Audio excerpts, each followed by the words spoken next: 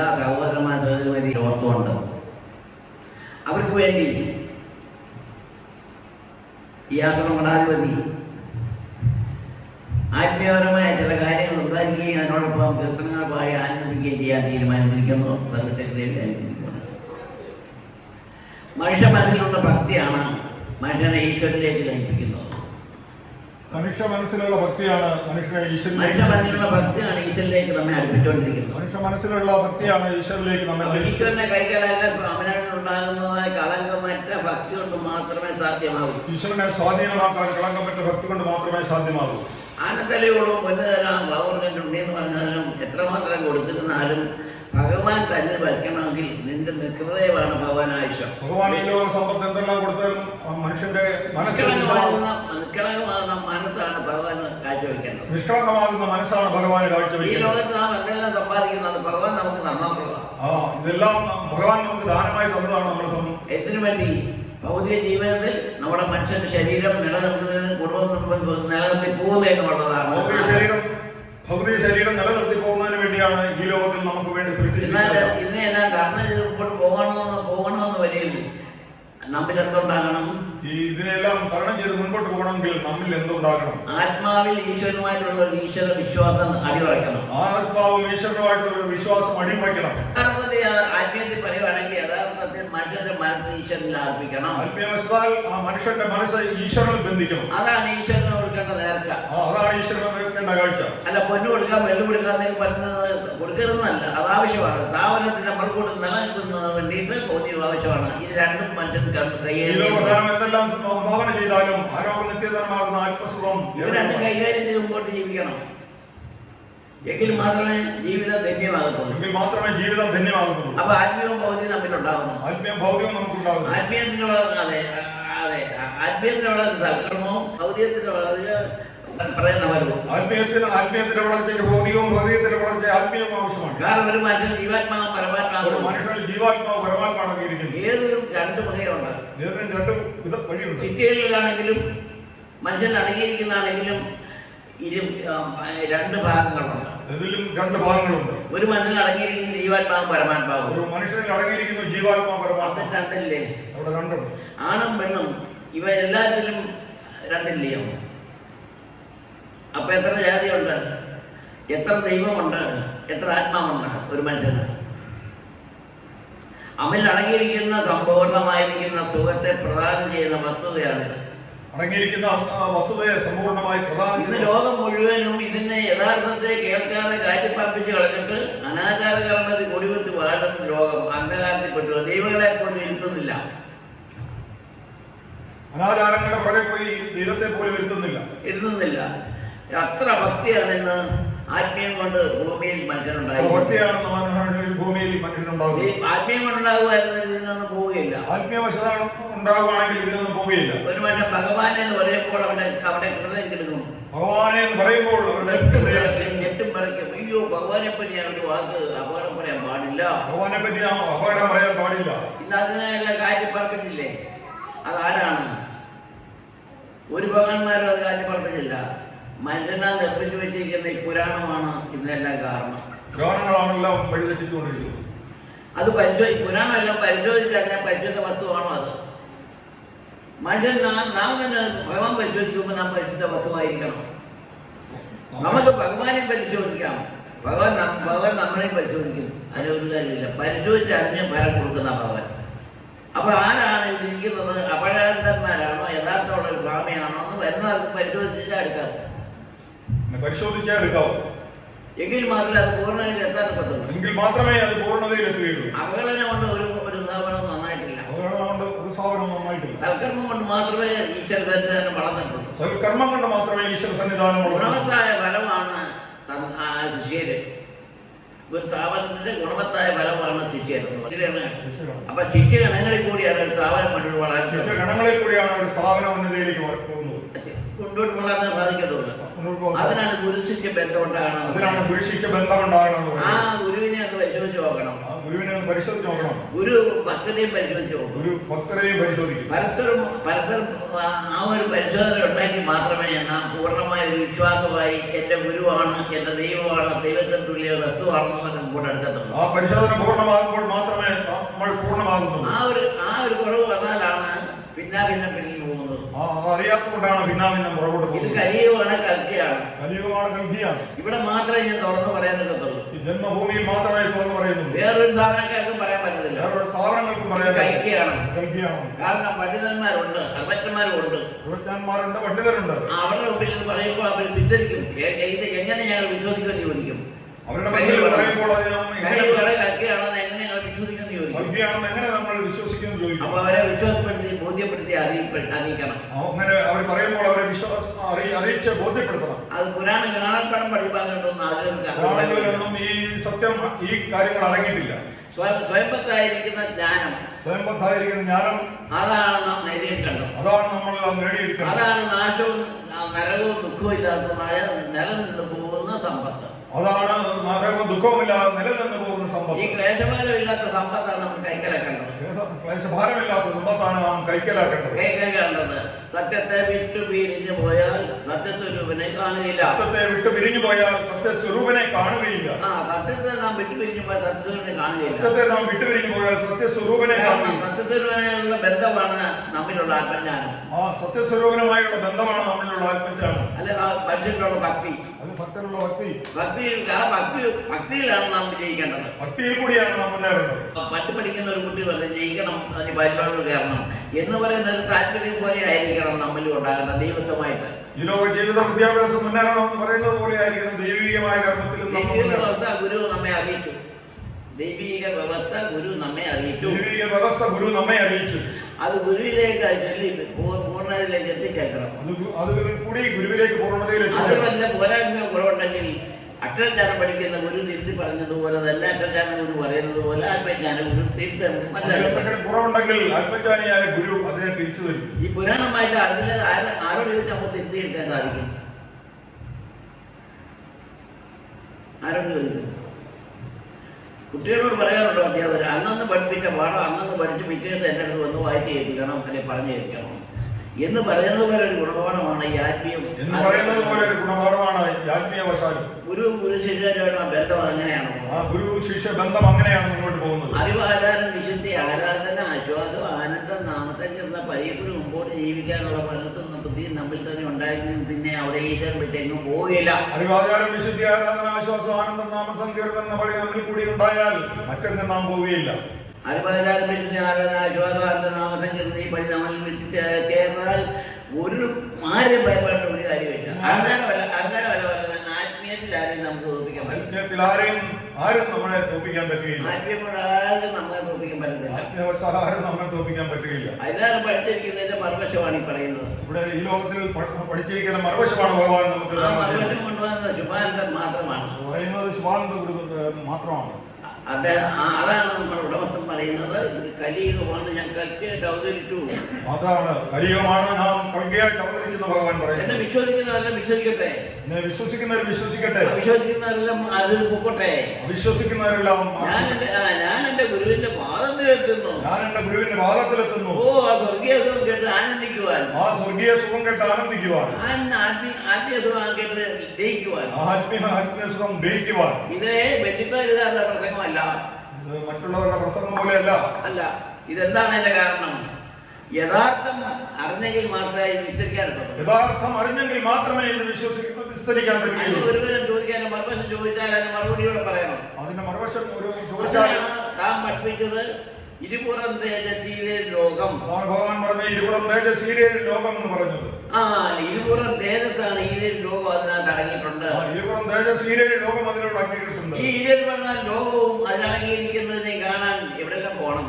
ലോകം അതിനടങ്ങിയിരിക്കുന്നതിനെ കാണാൻ എവിടെല്ലാം പോകണം? കാശി രാമേശ്വരത്തെ എങ്ങും പോകണ്ട, ഒരു ക്ഷേത്രവും വലിയ അമ്പലം തേടി പോകണ്ട, എങ്ങും തേടി പോകണ്ട. ഈ പറഞ്ഞ വസ്തു ഒരു മനുഷ്യനിൽ അടങ്ങിയിരിക്കണം. വസ്തുക്കൾ എല്ലാം ഒരു മനുഷ്യനിൽ അടങ്ങിയിരിക്കണം. എന്നിൽ അടങ്ങിയിരിക്കുന്ന വസ്തു ഞാൻ പിന്നെ ആരെ തേടി പിടിക്കാൻ പോകണം? മുമ്പിലിരിക്കുന്ന വസ്തുവിനെ തേടി നാം ആരെ പിടിക്കാൻ? ഈ അറിവാചാരം, വിശുദ്ധി, ആരാധന, ആശ്വാസം എന്ന് പറയുന്ന വസ്തു, അറിവാചാരം, വിശുദ്ധി, ആരാധന, ആശ്വാസം എന്ന് പറയുന്ന വസ്തു ലോകമായി കാണുന്നു. ലോകമായി കാണുന്നു. അവനിൽ തന്നെ പൂർണ്ണമായി അടങ്ങി ലയിച്ചിരിക്കുന്ന ഒരു വസ്തുവിന്റെ കാര്യം വിളിച്ച് പറയുന്നത്. അടങ്ങിയിരിക്കുന്ന ഒരു പൂർണ്ണ വസ്തുവിന്റെ കാര്യമാണ് ഭഗവാൻ നമ്മെ അറിയിച്ചു. കേട്ടാൽ ഗ്രഹിക്കുന്ന ആരാണെന്നറിയോ? സജ്ജനങ്ങൾ കേട്ടാൽ ഗ്രഹിക്കുന്ന സജ്ജനങ്ങൾ എന്നങ്ങനെ പറയാൻ കാരണം സാധാരണ ദുശ്ചിന്തകളും എല്ലാം വിട്ടവനെയാണ് സജ്ജിന്തകളെന്ന് പറയുന്നത്. ദുശ്ചിന്തകളെല്ലാം വിട്ടവരെയാണ് സജ്ജനങ്ങൾ എന്ന് പറയുന്നത്. അവർക്ക് ഉത്തമമാണ് ആത്മീയ ജീവിതം. അവർക്ക് ഉത്തമമാണ് ആത്മീയമായ ജീവിതം. അവരാണ് ഈശ്വരനുമായിട്ടുള്ള ബന്ധം. അവരാണ് ഈശ്വരനുമായി ബന്ധമുള്ളത്. ഈശ്വരനെ അവർ ഗുരുവായിട്ട് കാണുന്നു. ഈശ്വരനെ ഗുരുവായി കാണുന്നു. നമ്മളുള്ള സംശയങ്ങളെല്ലാം ഗുരുവാണ് ആത്മീയത്തിൽ തീർത്തു തരുന്നത്. പറയുന്നത് ഗുരുവും താനും ഒന്നാണ്, രണ്ടെന്ന ഭാഗം വരാൻ പാടില്ല. ഗുരുവും താനും ഒന്നാണ്, രണ്ടെന്ന ഭാഗം വരാൻ പാടില്ല. ഗുരുവും താനും ഒന്ന് തന്നെ, രണ്ടെന്ന ഭാഗം വരാൻ പാടില്ല. ഗുരുവും താനും ഒന്ന് തന്നെ, രണ്ടെന്ന ഭാവമില്ല. ആത്മീയ ജീവിതം കളിയല്ല. ആത്മീയ ജീവിതം ആത്മീയ പ്രസ്ഥാനം കളിയല്ല. ആത്മീയ പ്രസ്ഥാനം കളിയല്ല. അത് ഉത്തമമായ സത്യം മാത്രമേ തുറന്നു പറയാവൂ. ഉത്തമമായ സത്യം മാത്രമേ തുറന്നു പറയാവൂ. ആരെയും മുതലെടുപ്പിന് വേണ്ടി മറ്റൊന്നിനും പോകരുത്. ആരെയും മുതലെടുപ്പിന് വേണ്ടി ഒന്നും പറയരുത്. ആരെയും വഞ്ചിക്കാൻ പോകരുത്. ആരെയും വഞ്ചിക്കാൻ പോകരുത്. മോഷ്ടിക്കാൻ പോകരുത്. കളവ് പറയാൻ പോകരുത്. സത്യമെന്നുള്ളത് നമ്മിൽ വസിക്കുന്നത് ഈശ്വരനാണ്. ആ സത്യമായി നമ്മിൽ വസിക്കുന്നത് ഈശ്വരനാണ്. സത്യം എന്ന് പറയുന്ന വാചകം തന്നെ, ആ സത്യം എന്ന് പറയുന്ന വചനമാണ് ഈശ്വരൻ. ആ സത്യം എന്ന് പറയുന്ന വചനം തന്നെയാണ് ഈശ്വരൻ. അതിന്റെ കാരണം എന്താണ്? ഈശ്വരൻ നാമരൂപമില്ലല്ലോ. ഈശ്വരന്റെ നാമവും രൂപവും ഇല്ലല്ലോ. അപ്പോൾ പിന്നെ എങ്ങനെയാ? അതുകൊണ്ടാണ് പറയുന്നത് സത്യം എന്ന് വാക്കിന് വല്ല രൂപമുണ്ടോ? സത്യം എന്ന വാക്കിന് രൂപമില്ല. അപ്പൊ സത്യം എന്ന് പറയുന്നതാണ് ഈശ്വരൻ. സത്യം എന്ന് പറയുന്നതാണ് സാക്ഷാൽ ഈശ്വരൻ. ആ വസ്തുവാണ് അകമ്പുറം തേജസ്സായി നമ്മൾ തിളങ്ങി വിളങ്ങുന്നത്. ആ വസ്തുവാണ് നമ്മൾ ഇരുപുറം തേജസ്സായി തിളങ്ങി വിളങ്ങുന്നത്. അകമ വിളങ്ങുന്ന ആത്മാവും പുറമെ വിളിക്കുന്ന മറ്റൊരു. ആ അകമ വിളങ്ങുന്ന തേജസ്സും അങ്ങനെ ഈ 14 ലോകം തന്നെ അടങ്ങിയിരിക്കുന്ന ഒരു മനുഷ്യരിൽ തന്നെ അടങ്ങിയിരിക്കുന്നു പറയാൻ കാരണം അത് കാണാൻ എവിടെ കൂടെ നടന്നാലും പറ്റുകയില്ല. എവിടെ നടന്നാലും കാണുകയില്ല. തെറ്റാണെങ്കിൽ അതിനെ തിരുത്തി കൊടുക്കണം. അതാണ് ഒരു ആത്മീയെ എവിടെ പോയിരുന്നാലും അവൻ ജോലി അതായിരിക്കണം. ആ പഠിച്ചത് വേണം മറ്റുള്ളവരെ പഠിപ്പിക്കാൻ. അതിനാണ് ആത്മീയം എവിടെ ചെന്നിരുന്നാലും വിലയുള്ളതാണ്. ആ ആത്മീയ സുഖം നമുക്ക് അനുഭവപ്പെടണം. അപ്പൊ നദി ഒഴുകുന്നത് പോലെയാണ് ജ്ഞാനം ഹൃദയത്തിൽ ഒഴുകേണ്ടത്. നദി ഒഴുകുന്നത് പോലെ ജ്ഞാനം ഹൃദയത്തിൽ ഒഴുകണം. അതിനാണ് ഭഗവാൻ പറഞ്ഞത് കാശിയിലൊഴുകുന്ന കാശു പോലും ഇല്ലാതെ നൽകുന്നു. കേട്ടോ, എന്തിനാണ് നീ കാശിയിൽ പോയി കലവറ കുടിക്കുന്നത്? നിന്റെ മനസ്സിനകത്ത് പരിയൻ വെള്ളം ഒഴുകുന്നില്ലേ ജ്ഞാനം? അത് നീ അനുഭവിച്ചാൽ പോരാ എന്നാണ് അതിൻ്റെ ഉടമസ്ഥൻ ചോദിച്ചത്. യഥാർത്ഥം അറിഞ്ഞ് നീ ജീവിതം ചെയ്യുക. അതിലുണ്ടാകും സദ്ഗുണങ്ങൾ. ആ സദ്ഗുണമാണ് നമ്മൾ തൽപരമായിട്ട് അനുഭവിക്കേണ്ടത്. അത് ഭഗവാനിൽ നിന്ന് മാത്രമേ കിട്ടത്തുള്ളൂ, ഗുരുക്കന്മാരിൽ നിന്ന് മാത്രമേ ലഭിക്കത്തുള്ളൂ. അല്ലാതെ എവിടെയെല്ലാം പോയിരുന്നാലും കിട്ടത്തില്ല. അതിന് വല്ല ചിലവുണ്ടോ? അതിന് വല്ല ചിലവുണ്ടോ? ഇത് കരസ്ഥമാക്കുന്നതിന് ആഴ്ച വന്നാൽ പോരെ. ആ വരവിൽ നമ്മൾ നന്മകളായിത്തീരണം. നമ്മളിൽ നന്മയുണ്ടായിരിക്കണം. ഇത്രയും പറയുകൊണ്ട് നമുക്ക് കീർത്തനം പാടാം. എല്ലാവരും ആശങ്കയില്ലേ? നമുക്ക് കീർത്തനമുണ്ട്. ദൈവത്തെ കാണുവാൻ മോഹമേറെ നിൻ കൃപയാൽ എന്നിൽ കാട്ടിയിടേണം. Deva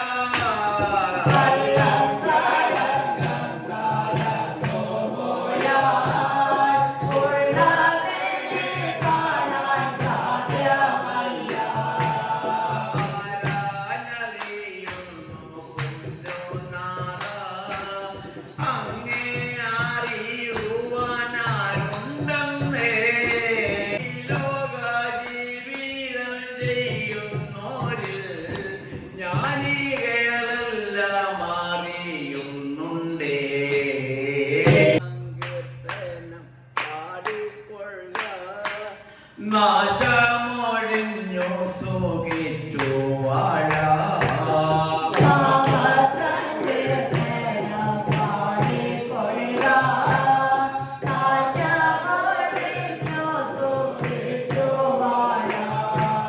കൈവിടാതെന്നെ കരുതിക്കൊള്ളും നിൻ കൃപ എന്നിൽ ചൊരിയണമേ.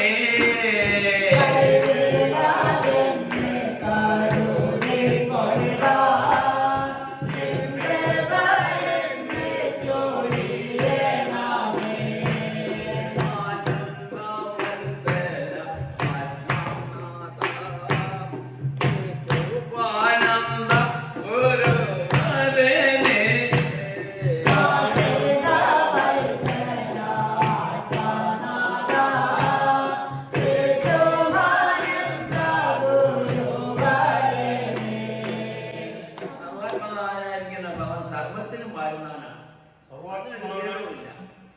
തന്റെ സൃഷ്ടിയിൽ വാഴുന്ന തനിക്കെന്താ ഭേദം? ശിഷ്ടാവ് ചോദിക്കുന്നു, ഇതെല്ലാം എന്റെ സൃഷ്ടികളാണ്. എനിക്കത് ആരോട് എന്ന് പറയുന്നതിനും എന്തിനും പഠിക്കുന്നു. ഇതാരോട് പറയുന്നു? ശിഷ്ടാവ് ശിഷ്യോട് പറയാമോ? അപ്പോൾ പിന്നെ നിങ്ങൾ എന്നെ ഭരിക്കുന്നതിനും അറിയുന്നതിനും നിങ്ങൾ എന്ത് പേടിക്കുന്നു, ഭയക്കുന്നു? ഭയം ആർക്കും കൂട്ടണമല്ല. പേടിയും ഭയനും ആർക്കും അത് ഭൂഷണമായി വരുന്നില്ല. ഉള്ളതറിഞ്ഞ് ഉള്ളത്തിൽ ഈശ്വരനെ കണ്ടറിയുന്നവർക്ക് ഇതൊന്നും അത്ര കാര്യമല്ല. ഈ കണ്ട ലോകപ്രകൃതിയെല്ലാം നമ്മിൽ തന്നെ അടങ്ങിയിരിക്കുന്ന ഒരു വസ്തുതയാണ്. അതിനെ മാറ്റി നിർത്താൻ ആർക്കും സാധ്യമല്ല. ആർക്കെങ്കിലും ഒരു ദിവസം സൂര്യനെ ഉദിപ്പിക്കാതിരിക്കാൻ സാധിക്കും? ഈ പ്രകൃതികൾക്ക് ചെയ്യുന്ന വസ്തുവാണ്, പക്ഷെ അതിന് സ്വരൂപമില്ല. ആ പ്രകൃതി ആവശ്യത്തിന് വേണ്ടി നിലനിർത്തിക്കുന്ന ഒന്നാണ്.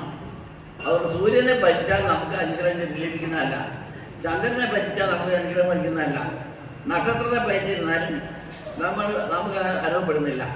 അതെന്താ അതിൻ്റെ കാരണം? വെറും ഗോളങ്ങളാണ്, വെറും പാറ കഷ്ണങ്ങളാണ്. ഈ നേരത്തെ ഉടമത്വം പറഞ്ഞപ്പോൾ ആരും വിശ്വസിച്ചില്ല, ഇപ്പോഴോ പൂർണ്ണതയായിരിക്കും, അല്ലയോ? അപ്പം മറ്റൊരു സമുദായമാണെങ്കിൽ തീർച്ചയായിട്ടും ഇത് എവിടെയെല്ലാം എത്തിയെന്നറിയാം. ഇന്ന മാസം ഇത്രാം തീയതി ഇത് പറഞ്ഞു, വിവാദം പറഞ്ഞിരുന്നു, സൂര്യചന്ദ്രൻ വെറും ഗോളങ്ങളാണെന്നും അതിനെ ആരാധിച്ചാൽ നമ്മെ ആകർഷിക്കാനുള്ള ശക്തി അതിനില്ല എന്ന് പ്രഖ്യാപിച്ചിരുന്നു. കണ്ടോ, ഇന്ന മാസം ഇത്രാം തീയതി പറഞ്ഞ് ഇന്ന ആണ്ട് മാസം ഇപ്പോൾ അത് ബോധ്യപ്പെട്ടു. ഓ, അപ്പൊ ശുഭാനന്ദ സാധാരണ ഒരാളല്ല. ആത്മവിശ്വാസം ജ്ഞാനികൾക്കല്ലോ,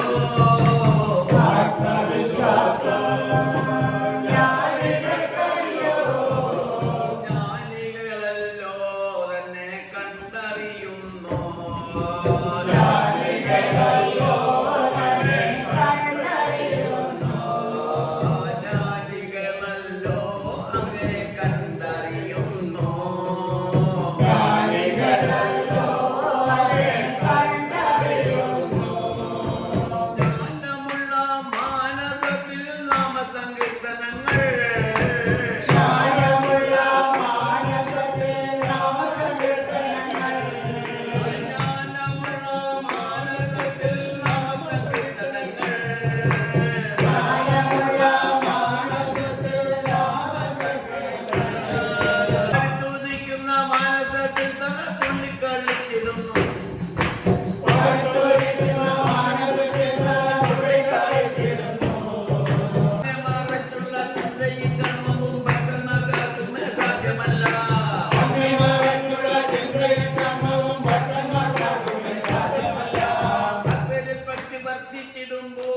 ഈശ്വരൻ തന്നിൽ വസിച്ചിടുന്നു.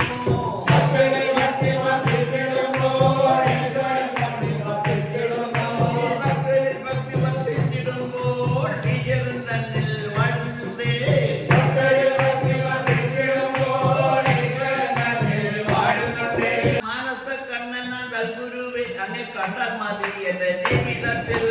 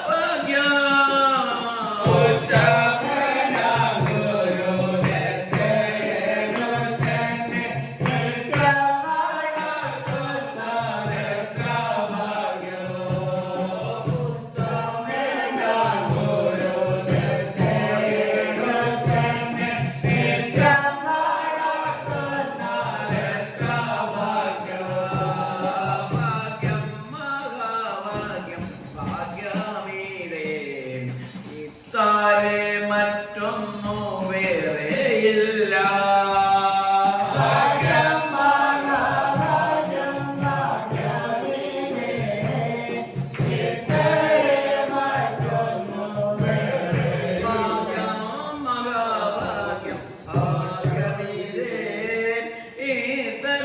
മറ്റൊന്നു വേറെയില്ല.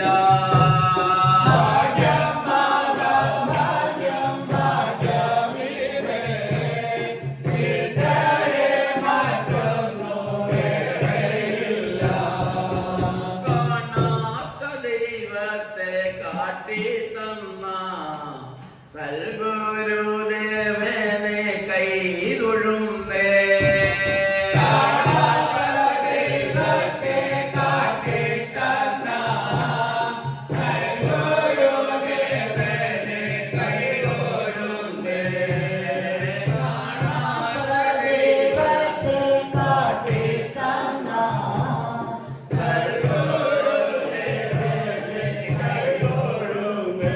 കൈതൊഴുന്നേ നാഥ കൈതൊഴുന്നേ.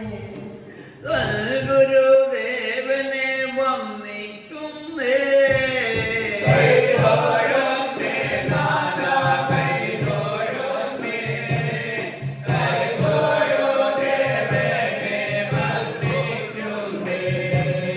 വന്ദിക്കുന്നേ നാഥ വന്ദിക്കുന്നേ.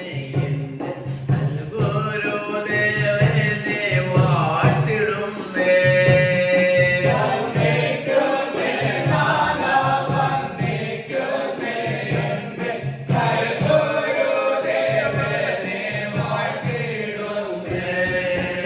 വാഴ്ത്തിടുന്നേ നാഥ വാഴ്ത്തിടുന്നേ. എന്റെ ഗുരുദേവ വന്ദിക്കുന്നേ.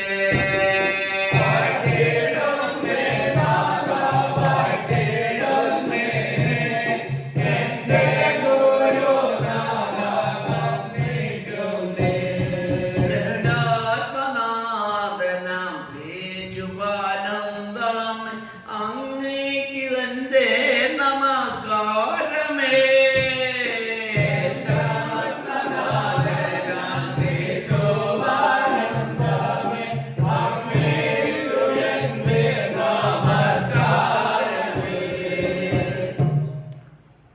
കാരണവൻ കൽക്കത്തനാഥനായിരുന്നു അറിയാൻ പറ്റും. ആരാധന അയ്യവർക്കും അനുഗ്രഹമുള്ള നന്ദിയോട് അതുകൊണ്ട് ഇത് കാര്യമേറിയ നന്ദി ഓർമ്മ എല്ലാ ആത്മാക്കളും എല്ലാ ആഴ്ചയും മുടങ്ങാതെ നീ നല്ല കാര്യങ്ങൾ കേട്ട് അവർ ആമയങ്ങൾക്ക് കരികൾക്ക് പരിശുദ്ധമായി തീരുവാൻ സർവേശ്വരനെ ഇവിടെ അനുഗ്രഹിക്കുമാറാട്ടെ. അതുകൊണ്ട് നമുക്ക് ഇന്നത്തെ യോഗ സമർപ്പിക്കാം അർപ്പിക്കാം. സർവേശ്വരനെ ഇവരെയും അനുഗ്രഹിക്കുമാറാട്ടെ.